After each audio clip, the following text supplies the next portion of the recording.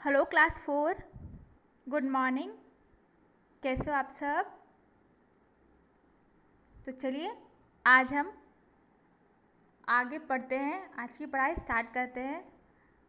कल हमने संस्कृत पढ़ा था चैप्टर 1, जो कि कंप्लीट नहीं हो पाया था। तो हम लोग पहले रिवीजन करेंगे। हम लोगों ने कल पढ़ा कहाँ तक था और क्या पढ़ा था। ये आपका चैप्टर 1 है, संस्कृत वर्णमाला, जिसमें आपने वर्ण के बारे में पढ़ा। वर्ण के बारे में, वर्ण के दो भेद हैं, स्वर और व्यंजन, उसके बारे में। स्वर, फिर स्वर, स्वर के 3 भेद हैं, ह्रस्व स्वर, दीर्घ और प्ल्यूत। इसमें से आप लोगों ने ह्रस्व स्वर के बारे में पढ़ा। ह्रस्व स्वर कितने हैं? 1 2 3 4 5 अ, ह्रस्व ई, ह्रस्व उ, री और लिरी। आज हम आगे पढ़ेंगे। निकाल लें आप लोग पेज नंबर 6। दीर्घ स्वर, ये दूसरा आपका भेद है स्वर वर्ण का। दीर्घ स्वर, जिन स्वर वर्णों के उच्चारण में 2 मात्राओं अर्थात ह्रस्व स्वरों से दोगुना समय लगता है, उन्हें दीर्घ स्वर कहते हैं। जैसे आ, हम लोगों ने कल ह्रस्व स्वर में पढ़ा था अ, और आ बोलने में थोड़ा आपको ह्रस्व स्वर से ज़्यादा समय लगा, मतलब दोगुना।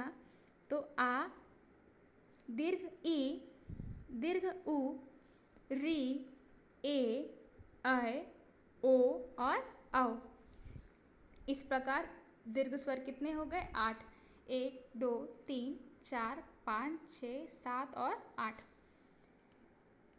ए, ऐ, ओ और औ संयुक्त स्वर भी कहा जाता है, क्योंकि इनका निर्माण 2 भिन्न स्वरों के मिलने से होता है। जैसे अ जोड़ ह्रस्व ई, अ और ह्रस्व ई आप लोगों ने कल पढ़ा था, ये दोनों ह्रस्व स्वर है। बराबर ए, अ जोड़ ह्रस्व उ बराबर ओ, अ जोड़ ए बराबर ऐ, अ जोड़ ओ बराबर औ। चलिए आगे पढ़ते हैं हम। जो इसका तीसरा भेद है प्ल्यूत स्वर, जिन स्वर वर्णों के उच्चारण में 3 मात्राओं अर्थात ह्रस्व स्वर से 3 गुना, हमने दीर्घ में पढ़ा था उसका 2 गुना, और प्ल्यूत स्वर 3 गुना समय लगता है, उन्हें प्ल्यूत स्वर कहते हैं। प्ल्यूत स्वर की पहचान के लिए स्वर के बाद 3 की संख्या लिखी जाती है। जैसे ओम, ये 3 संख्या हो गया आपका ओम। यहाँ ओ प्ल्यूत स्वर है। ओम के लंबे उच्चारण काल में अथवा किसी को पुकारने में अंतिम स्वर प्ल्यूत हो जाता है। जैसे ओम, प्ल्यूत हो जाना मतलब इसका जो अंतिम स्वर है वो धीरे धीरे लुप्त हो जाएगा। आपको बोलकर आप जब देखेंगे इसे तो आप खुद से महसूस करेंगे ओम। इनकी अलग से गिनती नहीं की जाती है। इस प्रकार 5 ह्रस्व स्वर, 8 दीर्घ स्वर, कुल मिलाकर कितना स्वर हो गए? 13। विशेष हम लोग नोट में देखेंगे क्या विशेष है।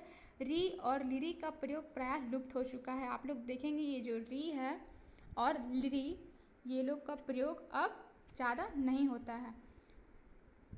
तो स्टूडेंट्स, व्यंजन हम कल पढ़ेंगे। आज के लिए इतना ही। आप लोग रीडिंग डालो, वर्णमाला आप स्वर तक कंप्लीट कर लो, स्वर के भेद तीनों कंप्लीट कर लो। Okay, bye, thank you.